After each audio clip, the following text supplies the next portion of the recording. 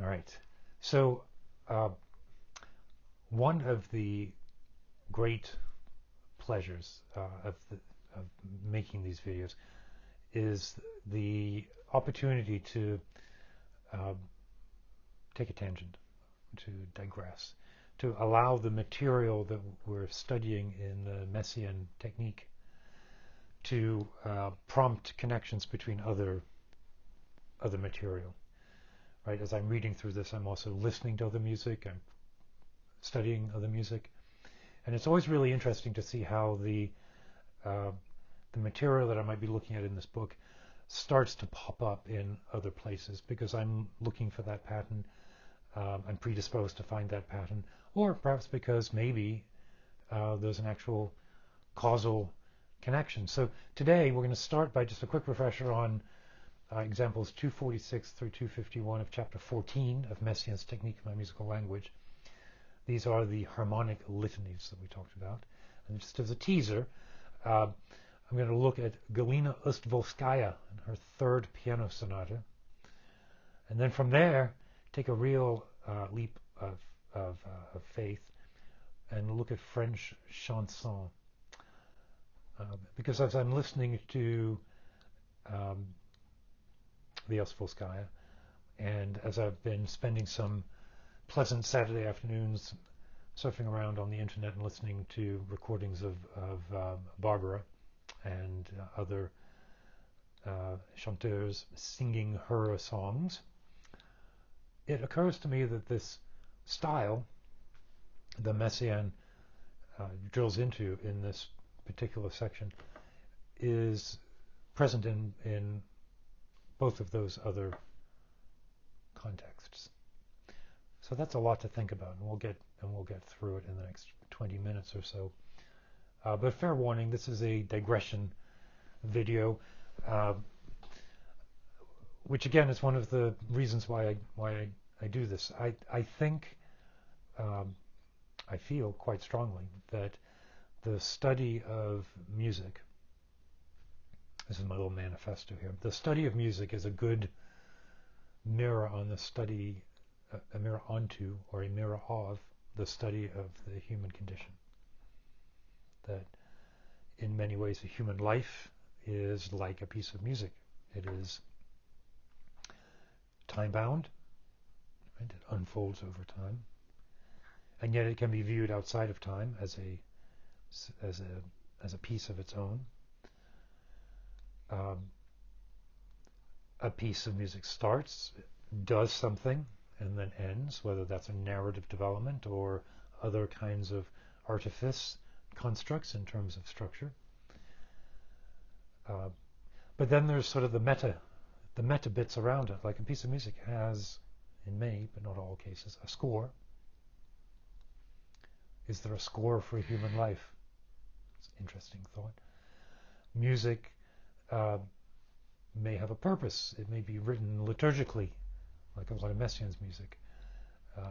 Does a human life come into existence with a liturgical purpose?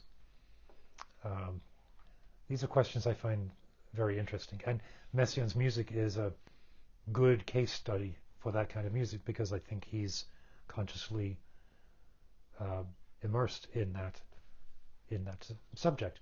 When Messiaen writes about harmonic techniques, one of the ways of looking at those harmonic techniques is he's looking to create kind of a permanent stasis. He's looking to create patterns that, if allowed to unfold canonically or rhythmically over time, would take days or aeons to unfold, and we see a slice of it. And he's looking to create harmonies that within them have a certain stability, a non-retrogradable rhythm, or a limited modality of limited transposition. And the intersection of these rhythmic patterns that are eternally flowing in their combinations, but within themselves are limited in their development. And then with a vertical slice of the harmony, the music intersects a sort of liminal space that I think is intentional, points to something beyond the music. And again, well, maybe that our human form does the same thing. So that's why I do these videos. I also, I mentioned that taking those tangents and digressions is one of the pleasures. The other pleasure is when I get feedback from you all. And in the last month or so, I've gotten a bit more than usual, and I really appreciate it.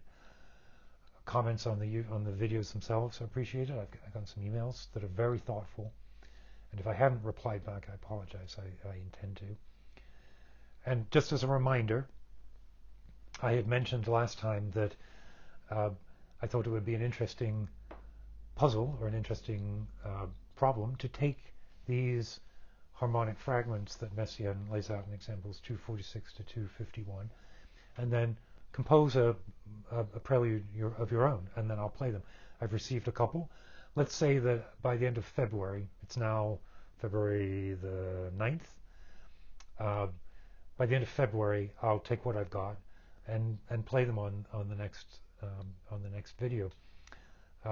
Looks like I'll have half a dozen or so, assuming I get a few more in. So please, take this as an opportunity to listen through to the videos and see what you think, and then take one of these and use it as a kernel for your own composition. It could be 8 measures, 16, 32, doesn't matter.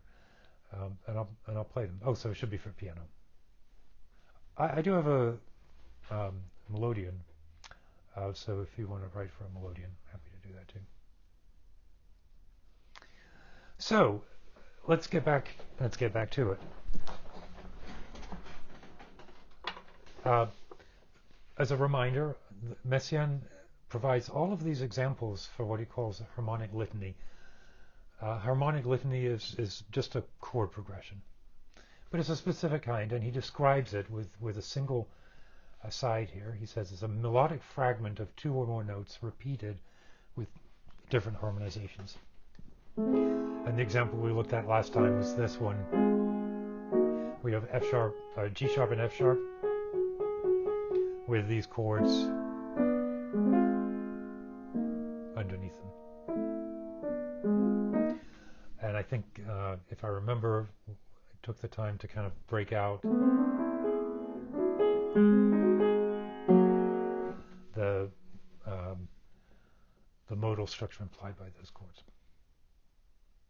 So Messiaen calls those harmonic litany.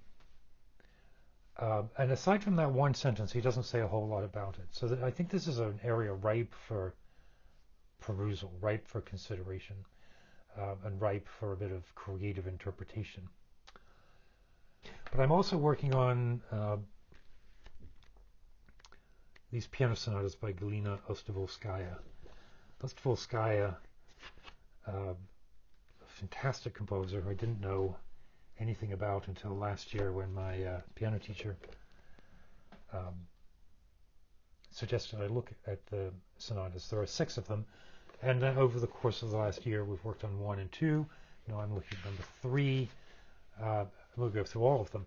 This is music that is so austere and structured. It is. I used the expression in one of my lessons that it reminds me of the art of fugue, Bach's art of fugue, but sort of stripped bare, acid washed, and dropped in granite. It starts.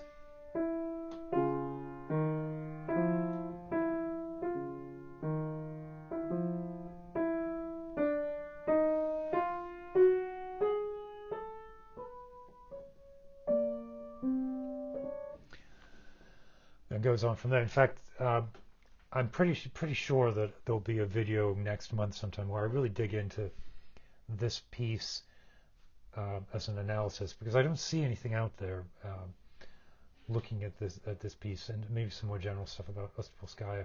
She wrote this piece in 1952. She was a student, and I think at one point Shostakovich proposed to her, but she studied with Shostakovich. uh, from Petrograd, St. Petersburg, Leningrad. Uh,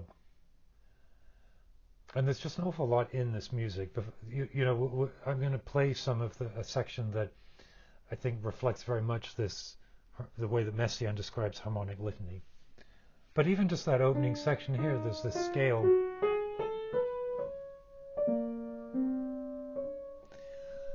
And then 2 lines later, she doesn't really use bar lines, but 2 lines later, there's a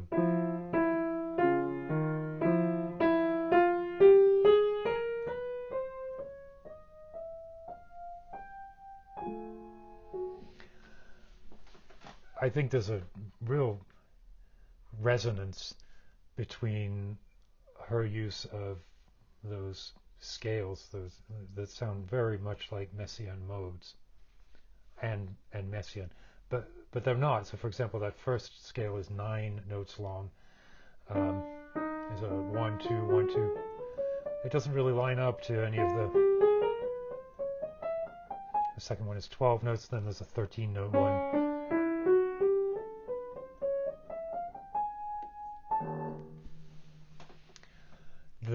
The mechanism of augmenting the scales, the idea of the scale, the mode as a particularly important technique. There's a real resonance between this music and Messiaen of the 40s. I don't know enough yet to know how likely it is that Ostfolskaya would have known Messiaen's music, but certainly later in her life, I think some of her students have noted that she knew Messiaen, but I don't know in 1952 how much, and in the Soviet Union how much she would have known. But I'm going to try and find out. In the meantime, I'm convinced that if she didn't know Messiaen's music, she was attacking the same problem with a very similar solution, but with a totally different vibe. You know what I mean? Anyway, this is an enormous piece. I've just started looking at it. It's I think the longest of her sonatas. I'm not sure if that's true, but it's certainly a long piece, 20 minutes. And interspersed in it doesn't follow like a 3-movement sonata form, at least as far as I've been able to ascertain.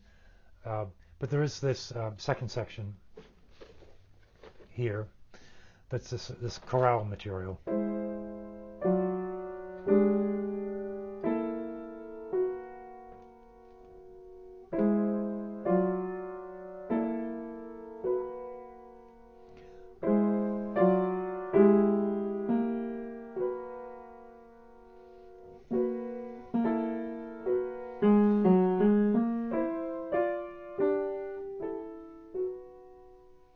Now, in this first statement, it's repeated. You can see the chords are the same. There is no the definition of a harmonic litany from Messiaen is that you have limited melodic notes, which you certainly do here, right?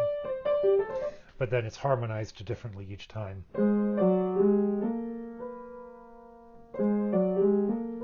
Which isn't the case here. However, at the very end of the piece,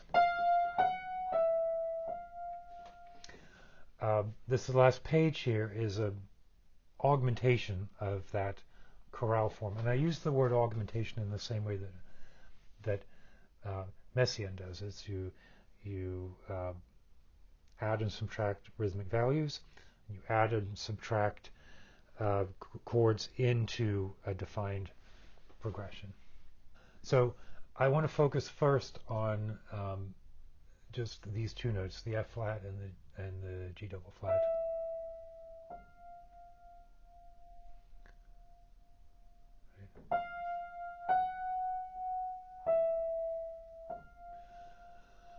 And the first harmonization is at the 4th.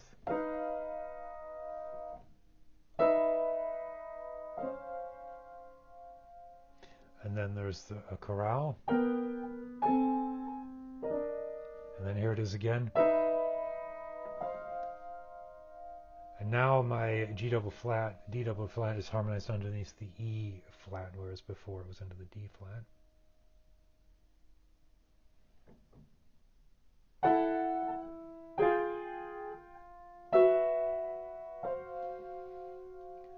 notes under or over G flat.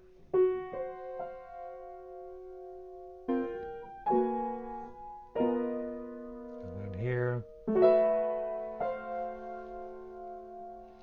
now we've added in another note. We got our G flat,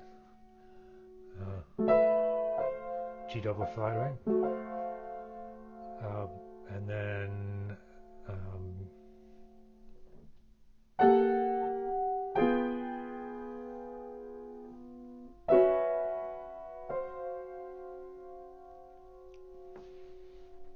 so if we just take that section, that far, there's 1, 2, 3, 4, 5 cases where we have a G flat in the melody, and with various augmentations and noodlings around, this is the melody.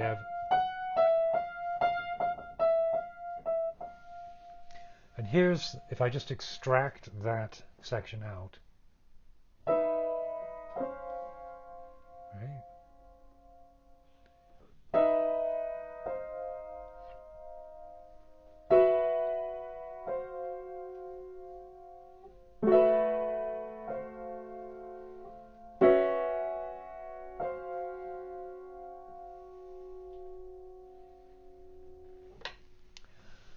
Which seems to me to be precisely the mechanism that Messiaen is describing in his harmonic litany. And I think here, what we see throughout the movement here is there's this chorale material that appears kind of early on there, and then that material is referenced in some of the sort of developing kind of sections. And then ultimately returns at the end in this much more elaborate section. Like if I were to play on from where I stopped there, just to give you the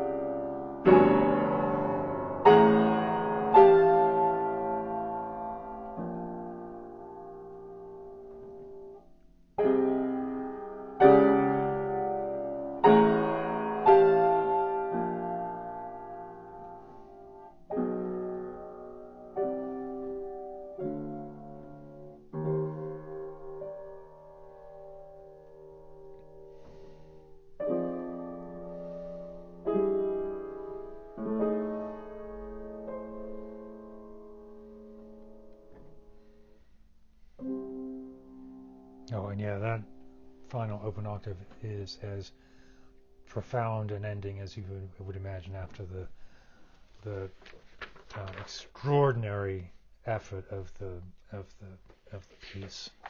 That last line actually almost sounds like Ives, doesn't it?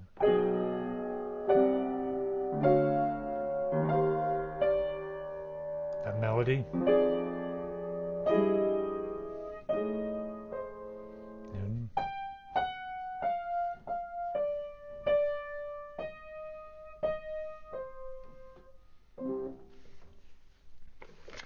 Not at all suggesting that Polskaya knew or was influenced by Charles Ives.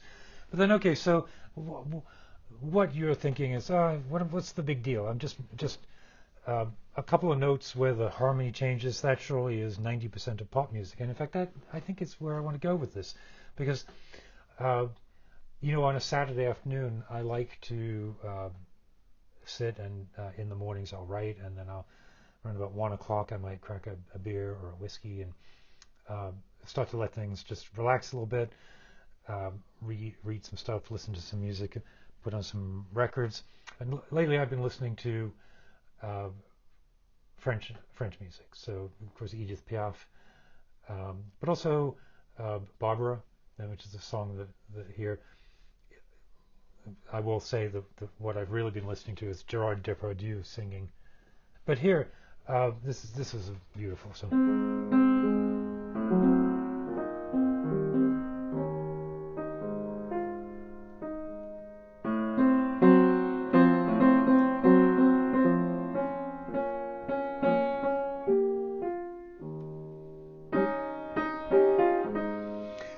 okay, Messiaen says this particular type of harmonic progression that he's interested in, the harmonic litany, is based on a narrow number of notes. Well,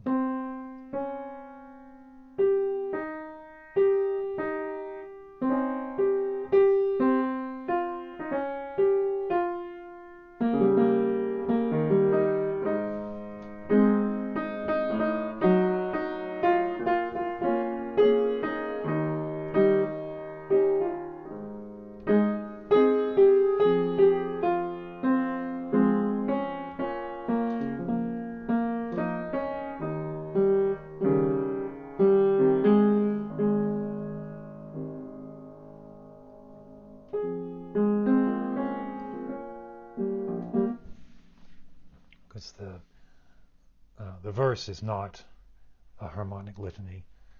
The introductory recitative, right? And I think this is an interesting element that Messiaen doesn't refer to, but really what he's describing is recitative, right?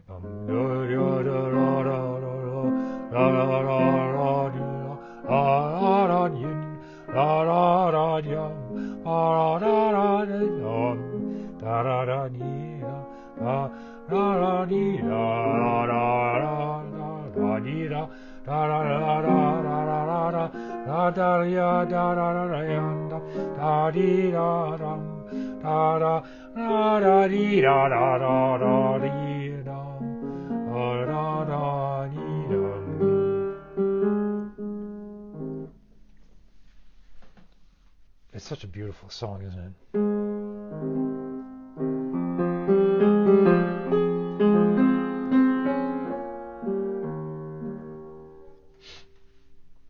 So here's what I'm proposing. I'm proposing that there is a sphere of influence from Messiaen to Galina Ustvolskaya that is either deliberate in the sense of sharing scores, right? Ustvolskaya looking at Messiaen, or shared influence in the sense that they're both attacking the same problem, or come up with the same answer or a similar answer to a related question. Sphere of influence. I'm going to go out on a limb and say that when Messiaen is describing the harmonic litany, what he's really talking about is music to support vocalization, which makes sense, chant. But that in this particular instance, the influence is into Messiaen, and although it's being framed as liturgy and so this modern compositional practice, this is Messiaen having enjoyed a glass of red wine in the cafe. I will even now go so far as to position this. Follow me here. I obviously love Messiaen and his music, but I adore Francis Poulenc. And when I was younger, as an undergraduate, I played the two piano sonata, which maybe is worth coming back to just as a separate piece, separate video, because it's an enormous, extraordinary, beautiful piece. And after the performance, one of the professors of the school came up and said, "Oh, I'd never really heard so clearly the influence of Messiaen on Poulenc. There's some sections in the sonata that sound very bird-songy."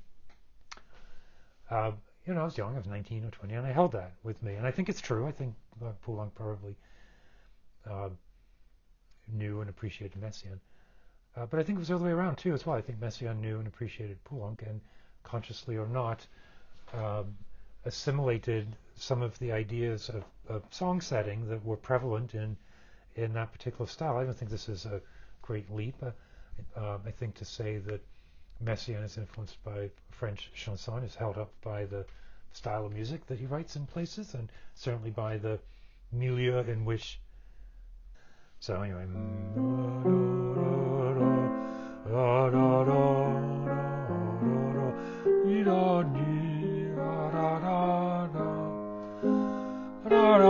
da da da da da da dee da da da da da da dee da dum dee da da dee da dee da da.